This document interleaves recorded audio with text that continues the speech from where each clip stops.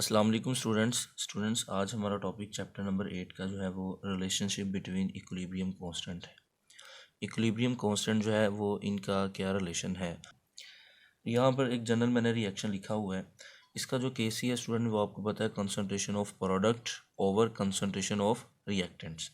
तो यहाँ पर जो है ये साथ इनके कोएफिशिएंट जो है वो पावर्स में लिखे हुए हैं। अब अगर मैं इनकी जो स्क्वायर ब्रैकेट है जिसको हमने एक्टिव मैस का है या हमने इसको मोल पर डीएम क्यूब में लिया हुआ है, इसको हम कंसंट्रेशन बोलते हैं। इसको अगर मैं सी से डिनोट करूं, ठीक है, कैपिटल सी से अगर मैं डिनोट करूं तो इन सब की जगह मैं कैपिटल सी लिखूंगा, यानी मुझे ब्रैकेट लिखने की फिर ज़रूरत नहीं है। तो यहाँ पर सी सिंपली यानी कैपिटल सी लिखूंगा। इसका मतलब है कंसंट्रेशन किसकी, यहाँ पर सी की कंसंट्रेशन, ठीक है। तो सी की कंसंट्रेशन साथ पावर में सी आ जाएगा। जैसे यहाँ पे देखें मैंने इसको किसके जो है वो टर्म में लिखा हुआ है, ये सी कंसंट्रेशन की टर्म में, यहाँ पे ब्रैकेट नहीं आएगी। तो ऐसे ही यहाँ पर डी है, इसकी कंसंट्रेशन सिंपली हम सी लिखेंगे। सी डिनोट कर रहा है कि ये क्या है, कंसंट्रेशन है। इस तरह स्टूडेंट ये concentration of A, concentration of B, तो ये हम जो है वो के सी की एक हमने नई फॉर्म, अपडेटेड फॉर्म हम ले आए। तो इस तरह स्टूडेंट यहाँ पर अगर हम कंसंट्रेशन लिख सकते हैं, तो अगर आपके पास जो है कोई रिएक्शन मिक्सर किस फॉर्म में, गैस की फॉर्म में है, तो गैस की अगर फॉर्म में होगा तो हम, मैंने आपको लास्ट टाइम भी बताया था, तो हम कंसंट्रेशन जो है वो उसको प्रोपोर्शनल ले लेते हैं पार्शियल प्रेशर। तो हम यहाँ पे लिखेंगे पी सी। पी सी का क्या मतलब है कि partial pressure of C component, partial pressure of D component, ऐसे ही पार्शियल प्रेशर ऑफ रिएक्टेंट्स यानी ए और बी, इन सब का जो है वो हमने पार्शियल प्रेशर। तो हम इसको डिनोट करेंगे के पी के साथ, यानी के सी जैसे हमने यहाँ पे लिखा है तो ऐसे यहाँ पे क्या आ जाएगा, के पी। के पी डिनोट कर रहा है कि ये पार्शियल प्रेशर है रिएक्शन मिक्सर का, और ये हमारे पास जो है इक्विलिब्रियम स्टेट पे, ये आपने याद रखना है, इक्विलिब्रियम पे ही होगी इसकी भी वैल्यू। इस तरह स्टूडेंट हम इसके अलावा और इक्विलिब्रियम कांस्टेंट ले सकते हैं। जैसे नंबर ऑफ मोल है के एन, नंबर ऑफ मोल, तो number of mole at equilibrium, equilibrium state पर कोई भी रिएक्शन है, यानी ए कन्वर्ट हो रहा है हमारे पास लेट्स बी में, तो स्टूडेंट ए बी में कन्वर्ट हो रहा है तो इसके number of mole equilibrium state पे क्या होंगे, तो हम क्या करेंगे, हम इनके कंपोनेंट्स के नंबर ऑफ मोल ले लेंगे। अब एन सी यानी number of mole of C, number of mole of A, number of mole of B, जो कि रिएक्शन मिक्सर में हमारे पास मौजूद है। ऐसे ही यहाँ पे एक्स, एक्स किसको डिनोट कर रहा है, मोल फ्रैक्शन को, ठीक है। तो ये जो मोल फ्रैक्शन है इसको हम एक्स से डिनोट करते हैं, तो के एक्स यानी equilibrium constant for mole fraction, तो के एक्स आ जाएगा। तो एक्स यानी mole fraction of C, mole fraction of D, तो इस तरह जो है वो हम इक्विलिब्रियम कांस्टेंट जो है वो हम फाइंड कर सकते हैं। आगे स्टूडेंट हमारे पास है रिलेशन उसने दिया हुआ है स्टूडेंट के सी और के पी, यानी के सी कंसंट्रेशन है और के पी जो है ये पार्शियल प्रेशर की टर्म में। अब Dalton's law of partial pressure से हमने एक इक्वेशन जो है वो फाइंड की है, वो है के P is equal to K C into R T इसकी पावर डेल्टा एन। अब देखें यहाँ पे हमारे पास के पी यानी पार्शियल प्रेशर को नोट कर रहा है, के सी है वो आपको पता है ये कंसंट्रेशन है एट इक्विलिब्रियम स्टेट पर, delta n number of mole of product minus number of mole of reactants, ये डिफरेंस है हमारे पास डेल्टा एन। यानी हमने कोई रिएक्शन है हमारे पास, हम उसमें से जो डेल्टा एन है वो फाइंड कर सकते हैं कि number of mole of product में से number of mole of reactant को क्या कर दें, माइनस कर दें। आर क्या है, जनरल गैस कांस्टेंट, ठीक है, और टी क्या है, एब्सोल्यूट टेम्परेचर। इसकी वैल्यू हमें पता है, हमने इसकी वैल्यू जो है वो पुट कर सकते हैं। अब फॉर एग्जांपल हमारे पास एक रिएक्शन उसने दिया, वो कहता है कि आप इसके लिए ये रिलेशन जो है वो देखें कि के पी के सी के इक्वल आता है या नहीं आता, क्या वैल्यू आती है। तो हम देखते हैं इसके, सबसे पहले हमारे पास जो है वो हाइड्रोजन या आयोडीन से मिलकर हाइड्रोजन आयोडाइड बना रही है, ठीक है, और स्टूडेंट ये हमारे पास जो है ये गैसीय स्टेट में है। अब यहाँ पर नंबर ऑफ मोल देखें, सबसे पहले रिएक्टेंट्स के कितने हैं, 1 + 1 कितने हो गए, 2, ठीक है, और प्रोडक्ट के देखें यहाँ पे लिखे हुए हैं वो भी कितने मोल है, 2 मोल है। तो डेल्टा एन कितना आ गया हमारे पास, 0। तो डेल्टा एन 0, इसकी वैल्यू हम कहाँ पुट कर देंगे, इसी इक्वेशन में। ये देखिए मैंने इक्वेशन लिखी हुई है, यहाँ पे जब पुट करेंगे तो किसी भी चीज़ की पावर 0 आ जाए वो किसके इक्वल होगा, 1 के। तो इसका मतलब है के पी के सी के इक्वल आ जाएगा कब, जब हमारे पास नंबर ऑफ मोल क्या होंगे, सेम होंगे। ऐसा रिएक्शन, ये एमसीक्यूज आ जाता है वेरी इंपॉर्टेंट, कि ऐसा रिएक्शन जिसमें number of mole of product and reactants are equal, then K P is equal to K C. तो जितने भी रिएक्शंस हैं उनके लिए जो है वो अपने याद रखना। सेकंड क्या हो सकता है, दूसरे नंबर पे हमारे पास जो है एक रिएक्शन है, जैसे ये फास्फोरस पेंटाक्लोराइड ये डीकम्पोज हो रहा है PCl3 में, साथ में क्लोरीन गैस है, तो इसके कितने मोल है, देखिए 1 मोल। इसके कितने हैं, 1 + 1 कितने हो गए, 2 मोल। तो 2 माइनस यानी प्रोडक्ट में से रिएक्टेंट को माइनस करना है, 2 - 1 कितना आंसर आ गया, 1 मोल। तो 1 मोल यहाँ पे हमने लिखे, वैल्यू पुट कर दी डेल्टा एन की जगह। तो अब देखें इसकी पावर, इसका मतलब 1 है ना, तो यहाँ पर ये इससे क्या हो जाएगा, के सी से मल्टीप्लाई। तो के पी की वैल्यू स्टूडेंट हमारे पास जो है ये ग्रेटर दैन आ जाएगी के सी से। तो इसका मतलब है जितने भी रिएक्शंस हैं जिनमें डेल्टा एन इसकी वैल्यू क्या आ रही है, पॉजिटिव, मतलब 1 2 3 4 माइनस में ना हो लेकिन पॉजिटिव में हो, तो उस वक्त के पी जो है वो हमेशा ग्रेटर होगा किससे, के सी से। आगे हमारे पास स्टूडेंट केस 3 है, इसमें क्या है कि N2 + 3H2 2NH3 बना रहे हैं। इसमें अगर हम देखें नंबर ऑफ मोल, इसमें नंबर ऑफ मोल रिएक्टेंट्स के 4 हैं, प्रोडक्ट के कितने हैं, 2 हैं। 2 - 4 कितना आ जाएगा, -2। तो अब ये माइनस में वैल्यू है, जब हम वैल्यू इसकी पुट करेंगे तो हमारे पास जो के सी है इसकी वैल्यू जो है वो बड़ी आ जाएगी और के पी की वैल्यू जो है वो क्या होगी, कम, यानी के पी स्मॉलर देन के सी। ये कब होगा, जब हमारे पास डेल्टा एन जो है वो नेगेटिव में होगा। तो ये भी आपने जो है वो याद रखना है।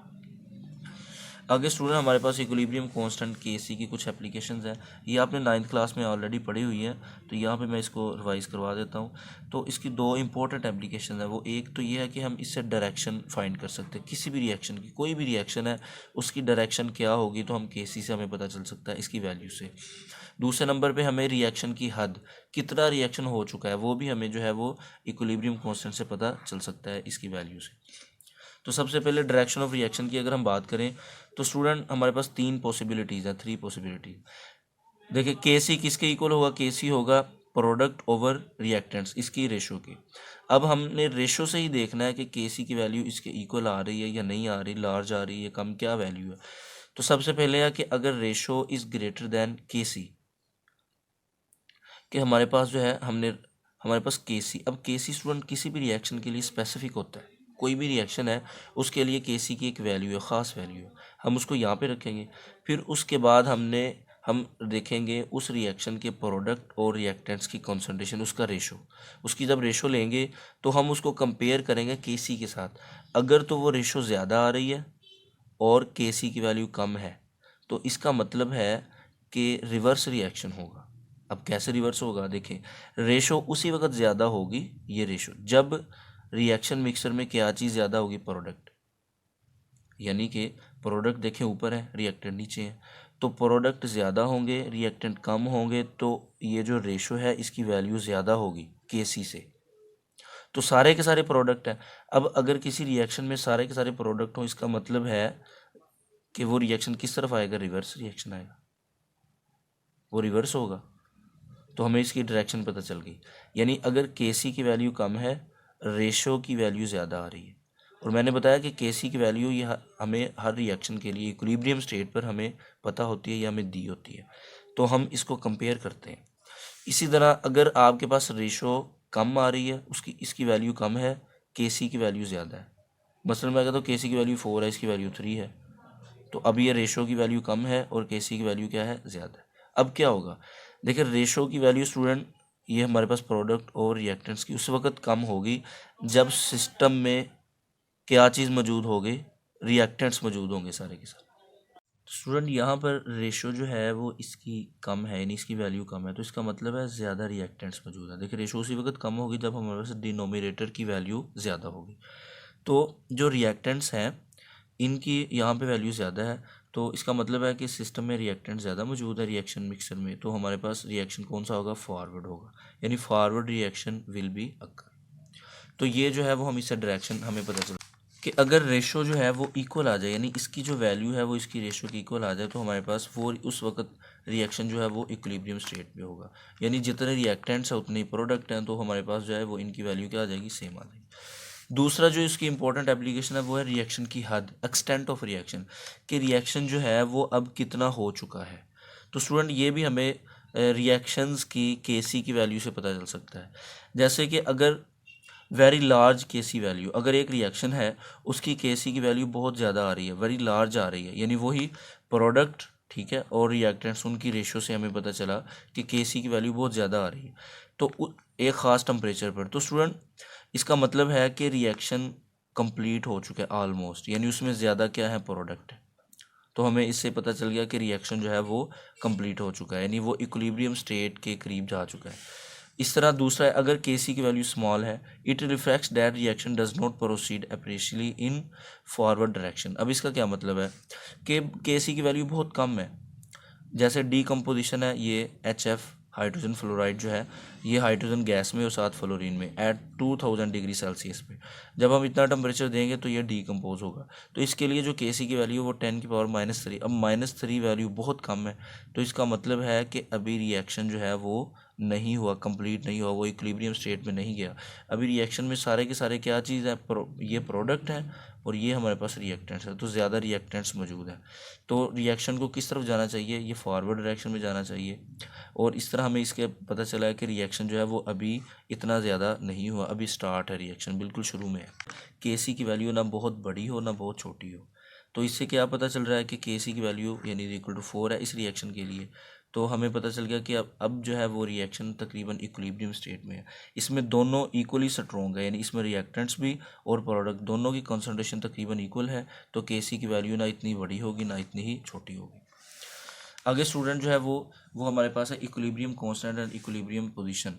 ये दोनों डिफरेंट चीज़ें हैं। अक्सर स्टूडेंट जो है वो इससे कंफ्यूज थोड़ा सा हो जाते हैं कि पोजीशन या कांस्टेंट एक ही चीज़ है, नहीं, ये दो मुख्तलिफ चीज़ें हैं, तो मुख्तलिफ एंटिटीज़ हैं। इसमें जो कांस्टेंट है स्टूडेंट, इसका क्या मतलब है कि Kc की वैल्यू जब हम बात करते हैं ना Kc की, तो ये हम इक्विलिब्रियम की बात कर रहे हैं।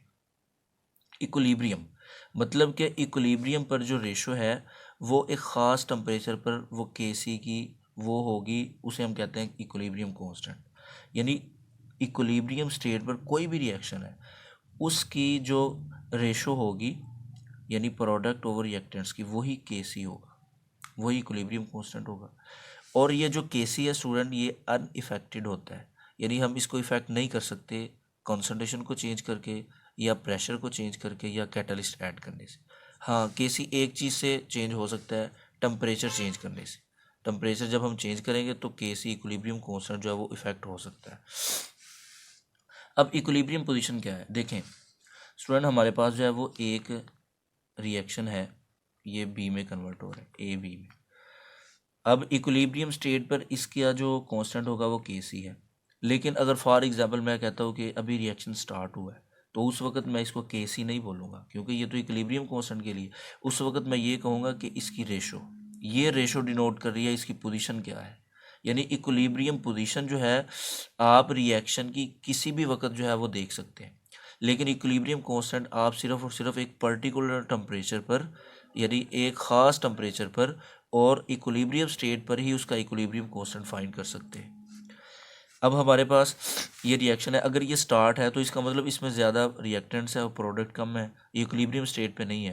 लेकिन हम ये कह सकते हैं कि इसकी पोजीशन अब ये है कि अभी रिएक्शन स्टार्ट हुआ है। पोजीशन और चीज़ है, इक्विलिब्रियम कांस्टेंट जो है वो Kc एक और चीज़ है। इस तरह स्टूडेंट पोजीशन ऑफ इक्विलिब्रियम जो है ये इफ़ेक्ट हो सकती है change in concentration, pressure and catalyst. तो ये हमारे पास जो है आज का टॉपिक था।